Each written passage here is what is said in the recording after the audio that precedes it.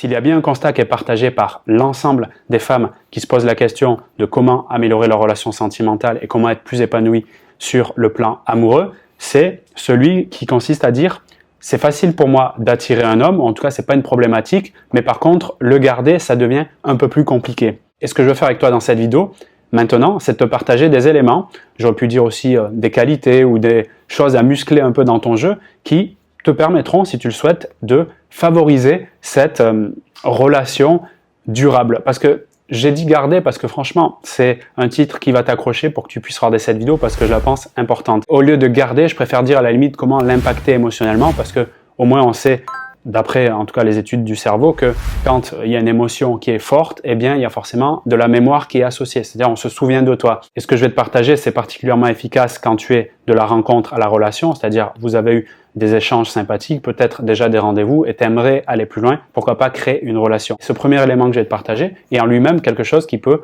se travailler une vie complète, c'est le détachement. Le détachement, je vais le dire d'une autre façon, c'est être prête à le perdre. Suis-je prête à le perdre? Regarde qu'est-ce que ça fait à l'intérieur de toi quand tu dis ça. Suis-je prête à le perdre? Tu peux même changer la phrase en disant « je suis prête à le perdre ». Quoi qu'il se passe, je suis prête à le perdre. Si tu fais cette affirmation et que quand tu l'as fait, tu es ancré, tu es solide, il n'y a rien qui bouge, ça veut dire que tu n'as pas peur de le perdre. Et si tu n'as pas peur de le perdre, ça évite de mettre en place tous ces comportements qui, eux, proviennent de ce besoin de sécuriser, contrôler les choses et de les figer. Ça provoque un changement qui va être visible, qui va être même audible et qui va même ressentir cet homme. Et en le ressentant, en le voyant, en l'entendant, il aura une autre attitude en face de toi qui sera beaucoup plus utile et pertinente pour construire une belle relation. La deuxième chose très valable dans la phase de rencontre, séduction avant la relation, mais également si tu es déjà dans une relation, c'est la notion de divertissement. Par nature, s'il n'y a pas d'action, de nouveauté, de choses qui bougent, d'aventure, comme un gamin d'ailleurs, son cerveau a tendance un peu à s'éteindre. En d'autres termes, il s'ennuie et s'il s'ennuie, il peut tout simplement se détourner vers d'autres choses qui sont beaucoup plus amusantes ou il y a quelque chose en tout cas de nouveau, de divertissant, tout simplement. Donc là, ça peut être force de proposition sur des choses qui sont peut-être un peu originales, des choses même que toi tu aimerais faire et lui partager, ça coûte rien. L'idée c'est de voir déjà comment il réagit, est-ce qu'il est intéressé, est-ce que voire même il fait des contre-propositions, ça pourra aussi voir le niveau d'attirance, particulièrement dans la phase de séduction. C'est un besoin normal qui quand il est nourri fait du bien et donne envie à chacun d'ailleurs de se rapprocher et d'amener plus de complicité. C'est aussi un bon moyen de se découvrir d'autres façons. Donc si tu avais envie de voir une nouvelle pièce de théâtre ou un match de foot important comme on m'en a fait part récemment dans un coaching, ben c'est le moment de proposer.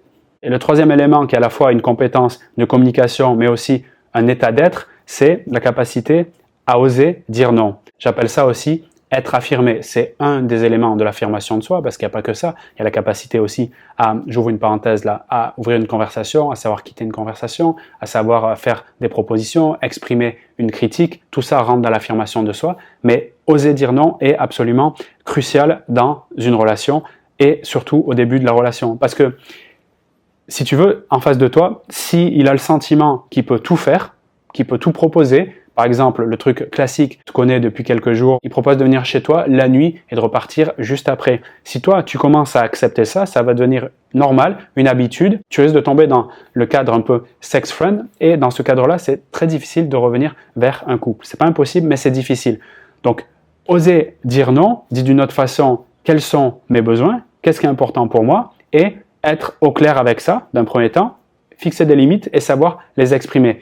Quand tu sais faire ça, tu es tout simplement en train de te dire oui. Et donc, tu lui dis, d'une certaine manière, je suis quelqu'un qui compte, qui a des standards, et ces standards, je tiens à les respecter. Peu importe l'homme que j'ai en face de moi, même s'il ressemble à mon prince charmant, à l'homme idéal, etc.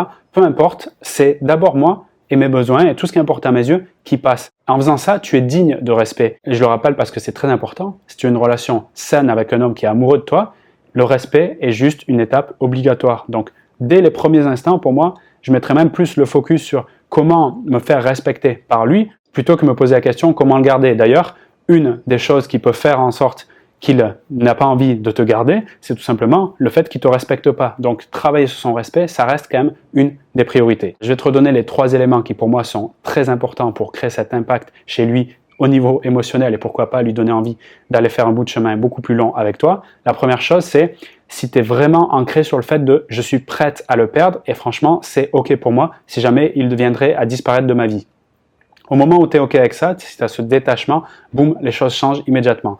La deuxième chose, c'est la capacité à le divertir. N'oublie pas que dans la capacité à le divertir, il y a aussi te faire plaisir toi et te divertir. C'est pas juste t'es son clown, on n'est pas dans cette idée-là. Non, il y a une idée de partage, de créer de la complicité. C'est, comme je te l'ai dit, une façon aussi d'apprendre à se connaître pour voir si ça colle entre nous deux. La troisième chose, c'est développer cette compétence extrêmement importante qui est le fait d'oser dire non. Oser dire non, c'est s'affirmer. S'affirmer, c'est se faire respecter. Se faire respecter, c'est créer chez lui de l'admiration et pourquoi pas une relation avec un homme amoureux.